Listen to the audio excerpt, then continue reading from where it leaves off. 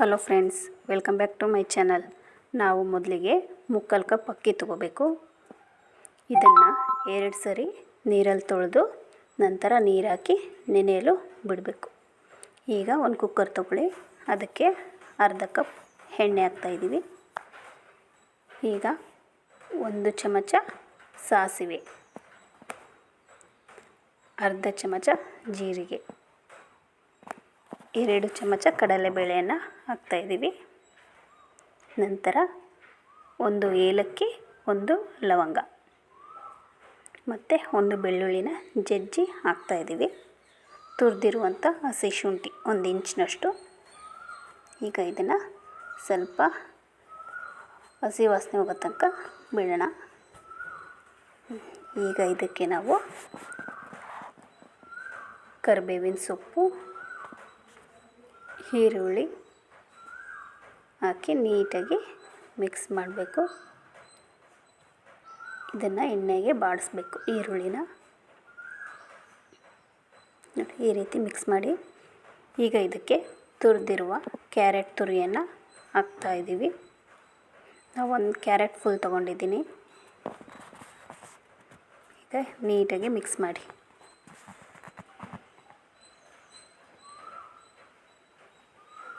ಇದು 3 ನಿಮಿಷದಲ್ಲೇ ಆಗಿಬಿಡುತ್ತೆ. ಈಗ ಇದಕ್ಕೆ ನಾವು 1 ಕಪ್ ಅಕ್ಕಿಗೆ 2 ಕಪ್ ನೀರು ತೊಗೋಬೇಕು. ನಾನು ಮುಕ್ಕಾಲು ಕಪ್ ಅಕ್ಕಿ ತೊಗೊಂಡಿದ್ದೀನಿ, ಆದರೂ 2 ಲೋಟ ನೀರು ಹಾಕ್ತಾಯಿದ್ದೀನಿ, ಸ್ವಲ್ಪ ಮೆತ್ತಗಾಗಲಿ ಅಂತ. ಡೈಲಿ ಚಿತ್ರಾನ್ನ ತಿಂದು ಬೇಜಾರಾಗಿದ್ದರೆ ಇದನ್ನು ಮಾಡ್ಕೋಬೋದು. ರುಚಿಗೆ ತಕ್ಕಷ್ಟು ಉಪ್ಪು ಹಾಕಿ, ನಂತರ 1.5 ಸ್ಪೂನಷ್ಟು ಖಾರದ ಪುಡಿ, ನಿಮಗೆ ಎಷ್ಟು ಖಾರ ಬೇಕೋ ಅಷ್ಟು ಹಾಕಿ. ಈಗ ನೀಟಾಗಿ ಮಿಕ್ಸ್ ಮಾಡಿ ಇದನ್ನು.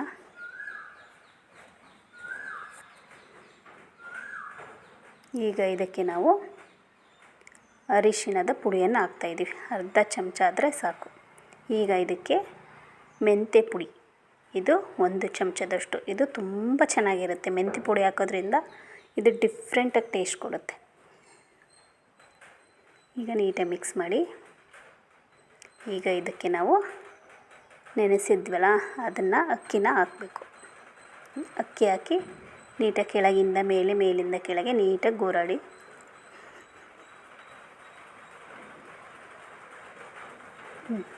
ನೀಟಾಗಿ ಗೋರಾಡಿದ್ರಾ? ಈಗ ಇದನ್ನು ಕ್ಯಾಪ್ ಮುಚ್ಚಿ 2 ವಿಷಲ್ ಕೂಗಿಸಿ. ಈಗ ರುಚಿಕರವಾದ ಮೆಂತ್ಯ ರೈಸ್ ರೆಡಿಯಾಗುತ್ತೆ. ಅದು 3 ನಿಮಿಷದಲ್ಲಿ.